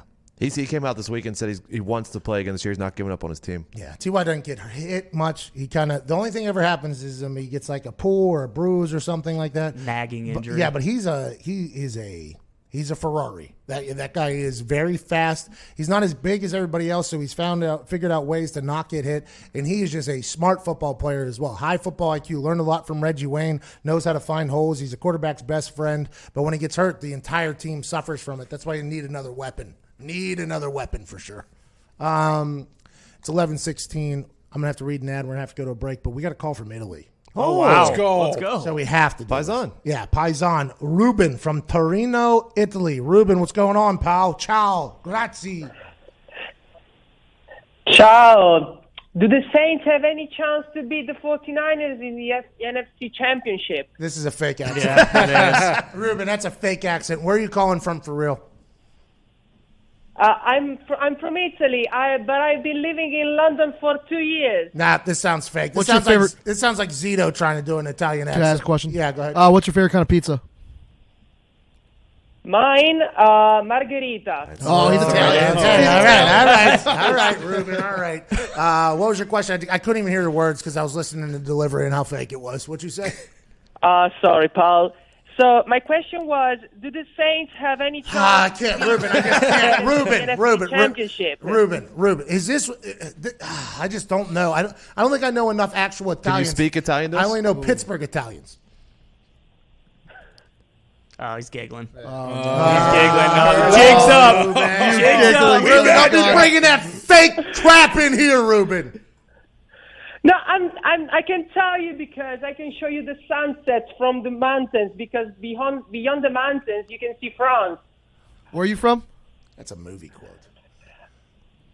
Again, I'm from the northwest of Italy. From the house I'm living, you can see the mountains. What's the city? He's living in London. Yeah. Hey, look at us. He's a liar. There's no mountains in London. We got him. Not up in here. Not up in here.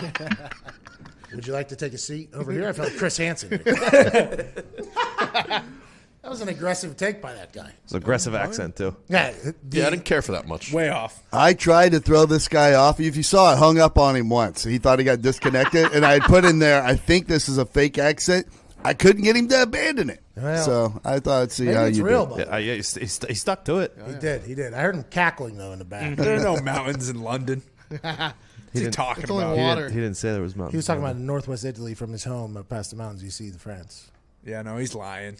But then he told us he was living in London. No, you would know. You would know about lying. Yeah, exactly. I'm honest as hell in here. In here. But out there in the rest of the office, you're just a kleptomaniac. Lock it in. Lock it in. How's the poll going? Anybody check on that? Kill him. Just hiring the... No, it's... Oh, we went with Police. something else? Different Police. ball, Call yeah. police. Yeah. Hiring the right person takes time. Time that you often don't have.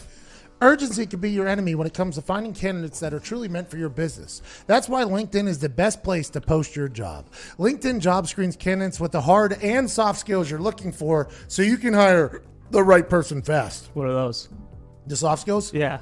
Okay, so those are things like collaboration, creativity, adaptability, kleptomaniacism. Oh, I'm perfect for this role. LinkedIn looks beyond the work skills and puts your job post in front of qualified candidates who match your business requirements perfectly.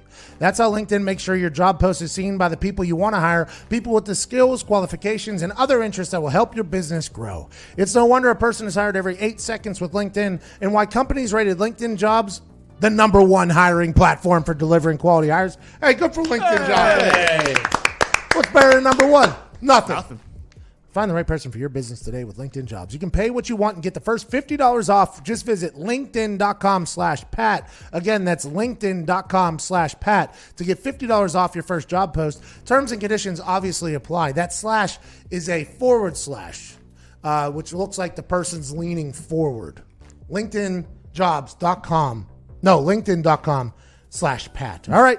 We appreciate you. We'll be back on the other side of the break. More phone calls. We got Chuck from Westfield, Massachusetts, going to ask him if all massholes are kleptomaniacs.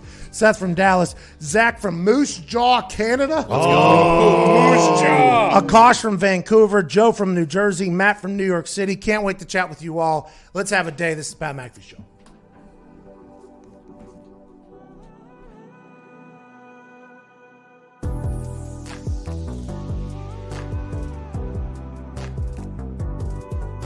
Ten years ago, I had an undiagnosed heart condition, and erectile dysfunction was actually the first sign that something was wrong. Luckily, I'm a doctor, an expert in sexual health, and Zach's dad. Not everyone has a doctor in the house, and some health conditions can be really tough to talk about. We started Roman to change that. Now you can go online and chat with a physician.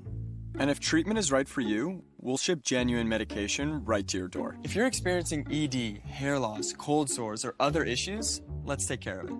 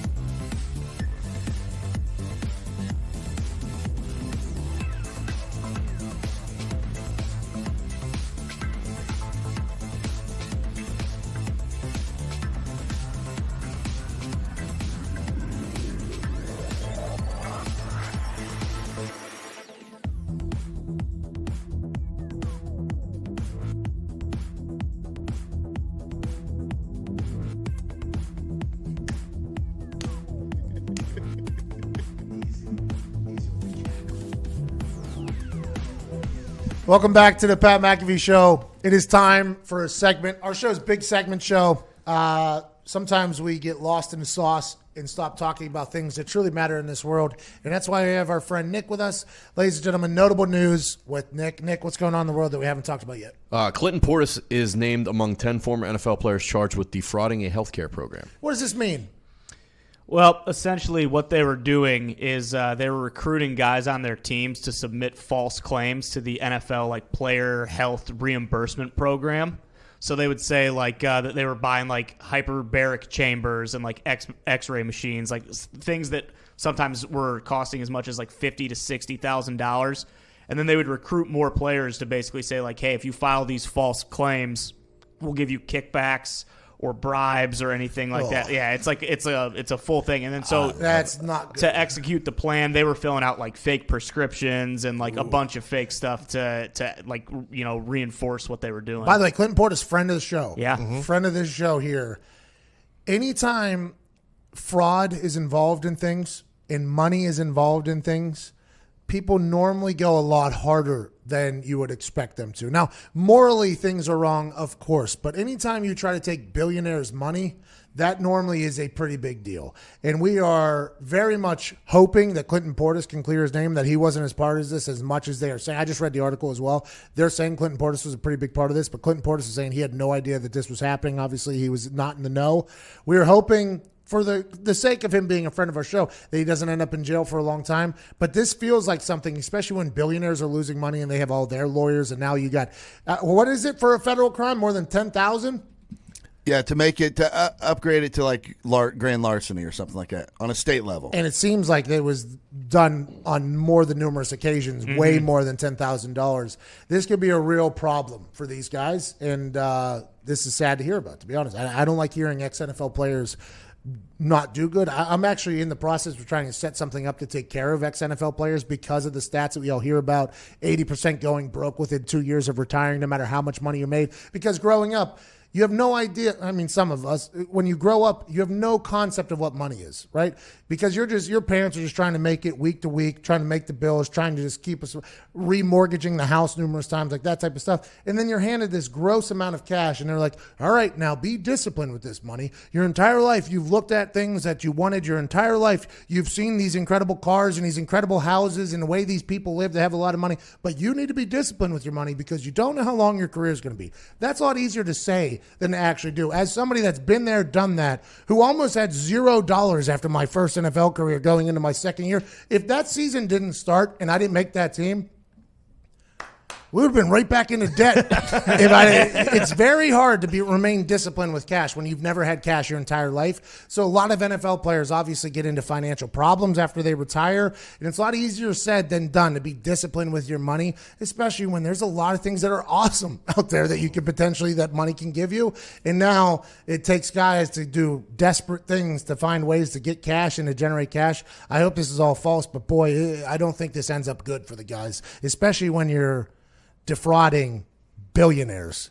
They don't like that, I don't think, from what I've been told just in the past. Do you think this like pushes back all the stuff they're trying to do for like retired players too? It's like, well, we're trying to help you guys out and you're just defrauding us on the back end, so screw it. Why would we continue to do so? I sat in like a commissioner town hall thing down at the draft, the day of the draft. It was my first time in this. It was Commissioner Goodell and Troy Smith were sitting. And then there was like a circle of chairs, and then there was like a second round of circle chairs, and it was supposed to be just an open conversation about things that we think the NFL should get better at, and with retired players and stuff like that.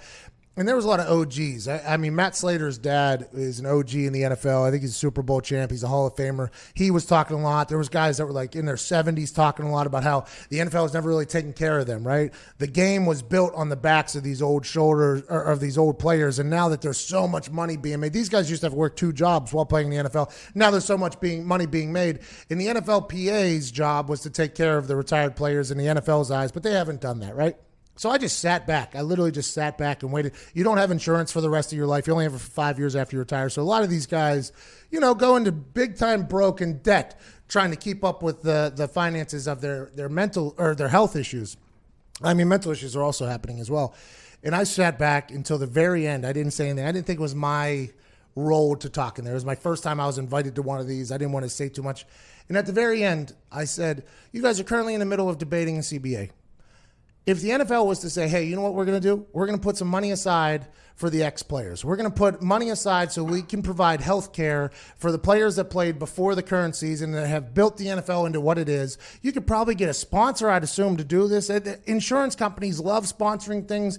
Have them take care of the OGs of the NFL. Everybody wins. And then if you also put a little bit of money aside to maybe help out some guys that find themselves in financial ruins, the NFL could get a good PR spin and look like absolute heroes in the whole thing, as opposed to relying on the NFLPA, who I have heard directly say, well, hey, we got to get our money. They can take care of themselves. I've heard the NFLPA say that to the active rosters, because every time the NFLPA would come in, as you're a young player, you don't really ask many questions, right? Because you don't really know how the game goes. You thank the NFLPA. They show you this entire video about how the NFL used to be and how it is now. And thanks to the NFLPA, they're like, yeah, rats used to run around on the locker room floor.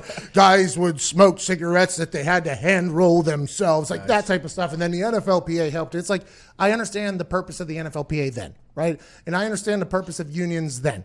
But now we're at the point where the NFLPA could take a much bigger step in taking care of retired players. And as you get older in those meetings, you start asking, is there any way we can set aside some money for retired players? Because everybody in here is going to be a retired player at some point.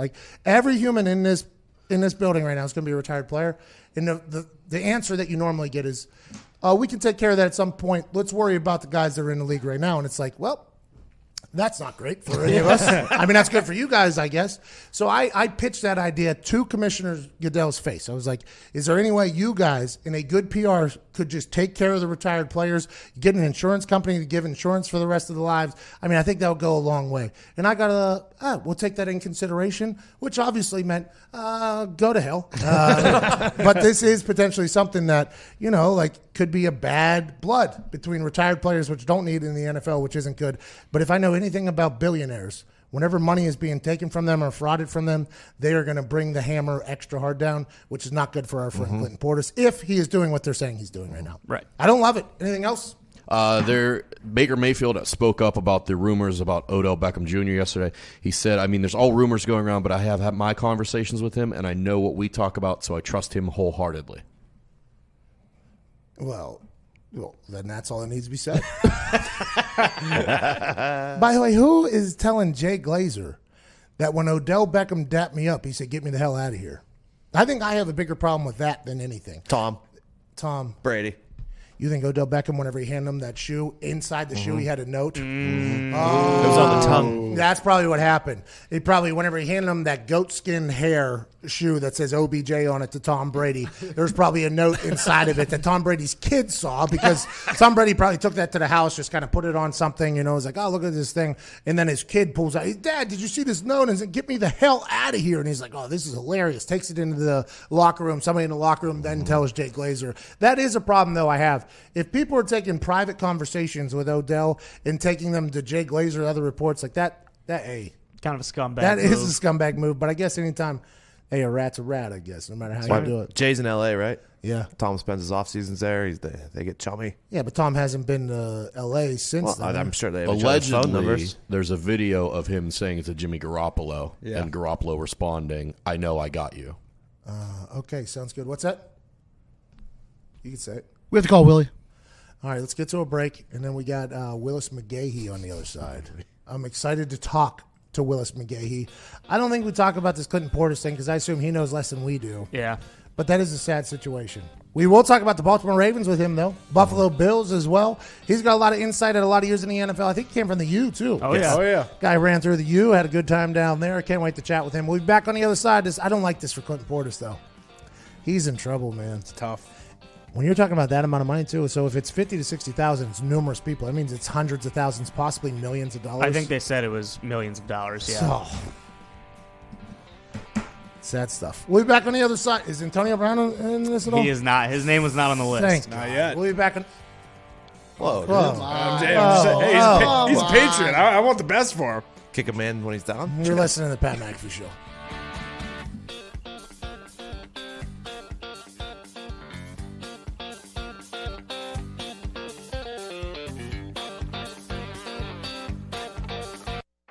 At some point in their life, 52% of all men will experience erectile dysfunction, but most of them never get treated.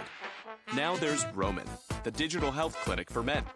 With Roman, you can get genuine medication prescribed by a U.S. licensed physician, all from the comfort of your home. If medication is right for you, Roman delivers it with free 2-day shipping and in discreet packaging. Get started with a free online visit today at GetRoman.com/TV. Roman, let's take care of it.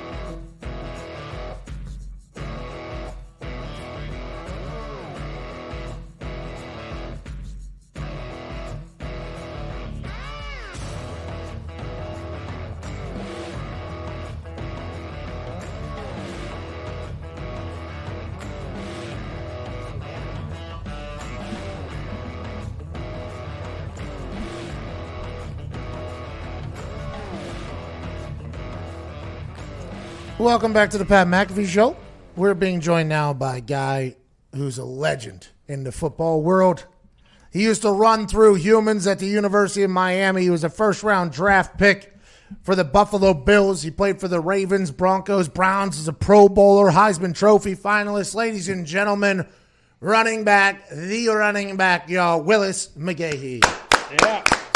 Yo, what's up, buddy? Hey, Willis, our boy Clinton Portis is in a bad spot this morning, man. Man, believe it or not, I just seen it. That's crazy. I literally just saw it. We just read about it, and I hopefully his name just got mixed up in this whole thing, and he didn't do anything. But this sounds like a bad situation. None of us know anything about it, but I am not happy about Clinton Portis being mixed up in his friend of the show, good guy. Let's pivot, though. Mr. Willis McGahee, you were a superstar in college, a stud in the NFL. You did get injured, though, in a rather large game as a college running back, and then you decided to leave.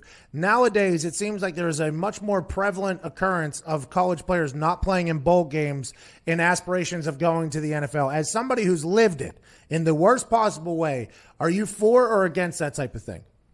You know what? I have mixed feelings about it, man. I'm not even going to sit here and lie about it, because at the end of the day, you're letting your teammates down for one. Yeah.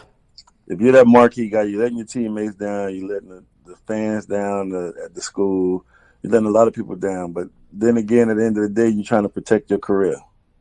Who says if you get hurt, you're still gonna go first round? Like I did, I had a situation where it was like, I thought about it. Let me clear this up. I thought about it, like just taking it easy. But when we were down, the coach was like, I don't know what's wrong with you guys. And I just felt like he was talking to me. And I was like, you know what?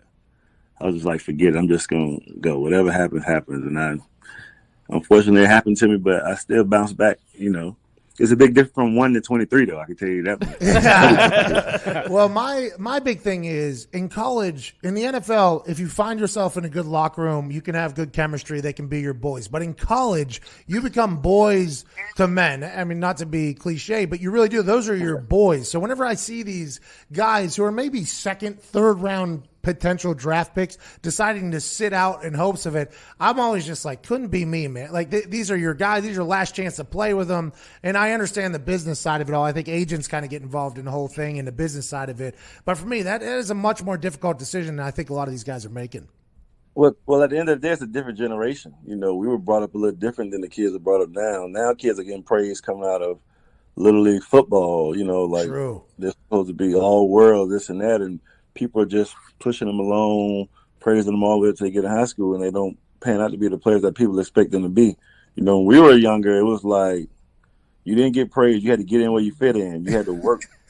If you wanted to be that number one guy, you had to go to practice every day, perform, and just not, do everything right. Nowadays, they can tell you're going to be that number one guy. You're going to be that number one guy when you come in, regardless of who's been there, who's been putting that work in. That is 100% true. Let's talk about a Florida guy who's dominated his entire life, and nobody thought he was going to be able to do it when he got to the NFL. And instead, an entire organization changed its offensive philosophy, brought in Greg Roman, and Lamar Jackson has become must-see television. Right now, they're saying his quad injury, he's questionable for this game tonight against the Jets. If you're Lamar Jackson, A, what is your mindset going into this game against the Jets, which have the number one rushing defense? And B, is there any thought that potentially rest him because the games going forward are much more important than tonight? I would say rest him, like you said, because the games are more important. This is the NFL, the organizations put a lot of money or are going to put a lot of money into this kid, and you don't want to see him, mess it up against a team that has nothing to lose, which their job is to just beat the Baltimore Ravens. They're not going to the playoffs. You get what I'm saying? So just rest them, let them chill, get ready for the playoffs. It's a salty – I'm pretty sure he has a salty feeling from last year from the first playoff game. Yeah. And you want to get back to that game. You want to get him back to that game and see what he does and see how he performs, see if he has evolved since last year. As a running back, a good running back, not only a great running back in the NFL and in college, do you see a lot of running back tendencies in Lamar Jackson, and is that why he has been so successful? Because he has the mind and body of a running back with this incredible ability to throw as well? I think Lamar runs better than certain running backs because he has the moves. He has the agility. He's agile, He has he has weapons. Running back has their eyes and feet. Lamar has eyes, feet, and hands, and hips, and him. with a little speed. So I mean, people like that come around once every 25 years, man. Now, look at Vic. Vic was the last one like that. Before Vic, who would you say it was? Randall Cunningham or somebody? Yeah. Yeah, Cunningham. By the way, yeah. So now you got Lamar. Randall Cunningham, one of the best punters to ever exist, too. That doesn't get enough credit. Guy punted like a 99-yard punt or something like that. Let's pivot to the Buffalo Bills, team that drafted you in the first round after you hurt your knee. You spent a lot of years up there. They are back. They seem like they are a team that is all the way back. McDermott has a team that he likes. Now, granted, they could potentially lose this weekend against Ducky Hodges on primetime football. What do you see from the Buffalo Bills, though, and do you like the way they're headed? Buffalo Bills have a point to prove, man. You know, there's been some rough years. You know, they got a great Hall of Fame back over there in Frank Gore, University of Miami. Hell yeah. You know, he's still ticking away. I mean, they're real hungry right now, man. They're circling the wagon. That's what they say in Buffalo. Hey. Did you enjoy your time up in Buffalo? Buffalo was cool, man. Believe it or not, you know, unfortunately, well, I departed on bad ways with the team, but you know, not with the team, with the city. But, I mean, at the end of the day, like I tell everybody, I have a daughter out of Buffalo, man, so I have no issue with politics. What happened? What happened? Now, I should probably know this, and it's probably a little bit more research, and bygones have been bygones. What happened? It was a contract year, negotiation time, and I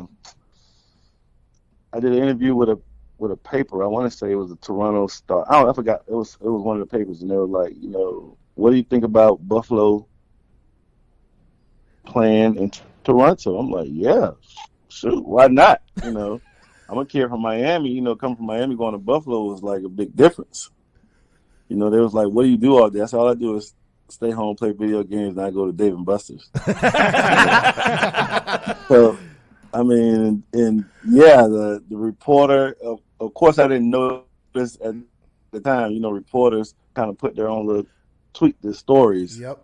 And they was like, oh, McGay, he doesn't like Buffalo, this and that. And I was one going out, hanging out in Buffalo, so I didn't even understand. All I said was, we should play some games. Yeah, the team should play games in Toronto. Guess what? 2 years later, they start playing games in Toronto.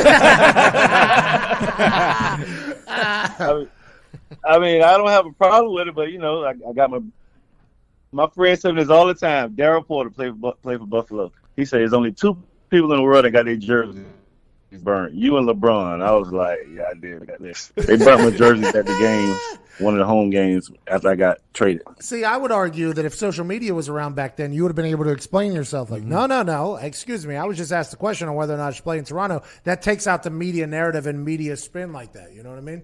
Yeah, but, you know, at the end of the day, people take things and run with it, man. Yeah. Some people going to believe it, some people not. Like, there's still some people out there who know, like, I got a lot of love for Buffalo, but, you know, still other people like, oh, you a dirtbag, this and that. You know how people can be. Yeah, some people are the worst, bro. Some people are the absolute worst. Before we let you go, and I can't thank you enough for taking time today, who do you think is going to win the Super Bowl? And do you think the Tom Brady-led offense of that Patriots are ever going to be able to turn around? Listen, man, I tell you, I'm a Baltimore guy. You know, I retired a Raven. I love to see Ravens there, but that doggone Tom Brady and Belichick is just something special come playoff time. Man. I don't know what they got going on. Hey, Baltimore's going to be burning your jersey, too, for what you just said. No. I just said that they're special. I said the Patriots are special. I don't know what they got going on, but they always find a way. Yep. They're filming like I said in the beginning, I like Baltimore to get there. But you still can't count out Belichick and Brady, man. Agreed. What do you think about the Niners and the NFC? The Niners, I believe it's going to be out of the Niners in Seattle. Okay. Hey, Russell Wilson, did you hear him mic'd up, and have you ever played with somebody that was as positive as him on the field?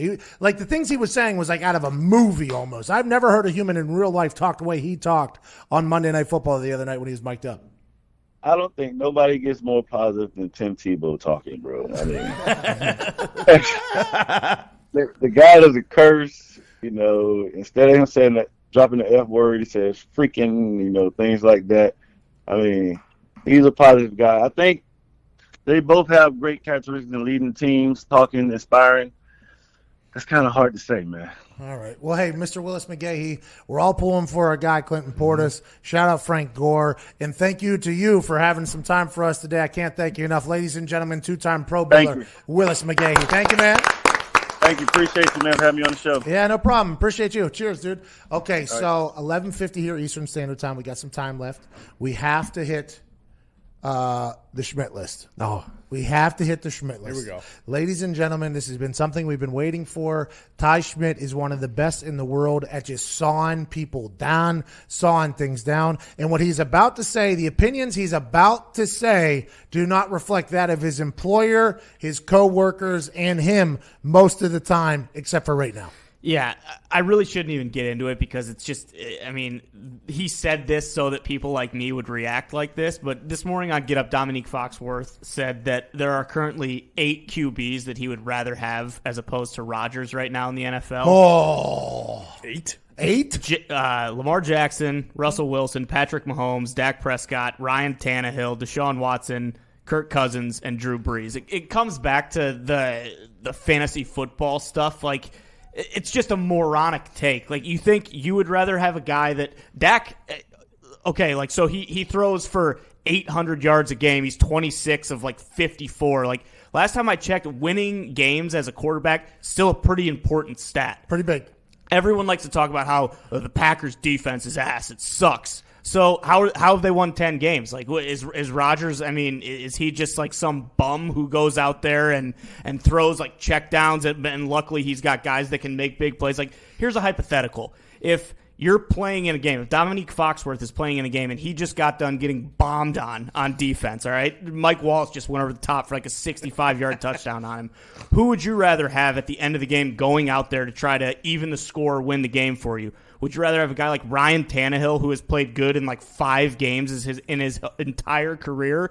Or would you rather have a guy like Rodgers, who is a generational talent, arguably the greatest skills-wise quarterback of all time, leading you down? It's just so stupid. Like, and it's very hard to do this without dropping F-bombs because I kind of just want to unleash a little bit. But, I mean, what the hell does he know? Guy's a moron. Like, it's just such a piss-poor take that there's almost no response to it. And anyone with a brain knows that Rodgers is one of like the 3 guys that you would rather have when you need to go win a football game. Okay, so the Schmidt list. I can officially add Dominique Foxworth? Yeah, without a doubt. Here we go. We'll try it down. Put it in bold. Dominique Foxworth, ladies and gentlemen. Thank you for just that. made the list. You just made the list. And then he backtracked, of course, the next segment because he's got no spine. So just Jeez, all right. Remember, the opinions of Ty do not reflect that of his employer or his employer's employers. Right. Yeah. Good point. There's levels to this. Pat's actually on that show. Yeah. Let's go to Chuck in Westfield, Massachusetts. Are all massholes kleptomaniacs? A little bit.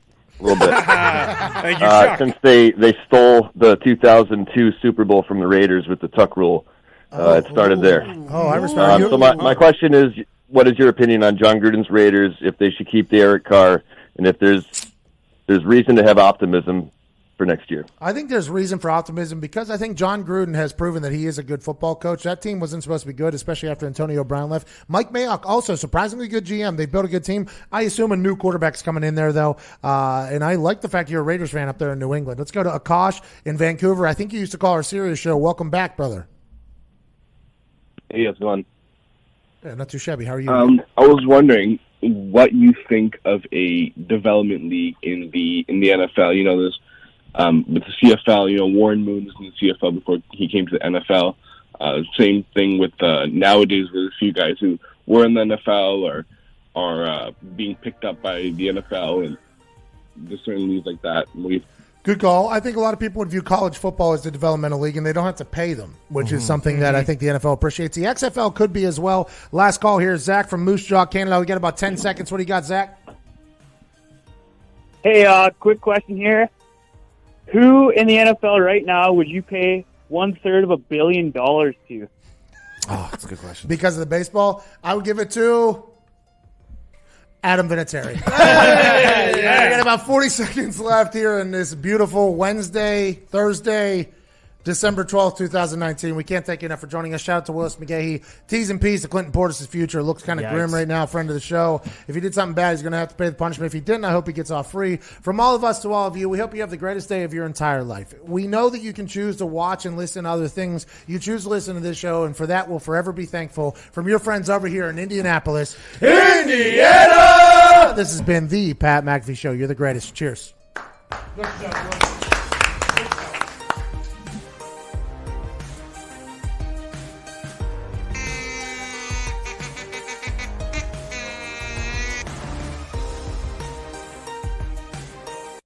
Did you know over 60% of men experience significant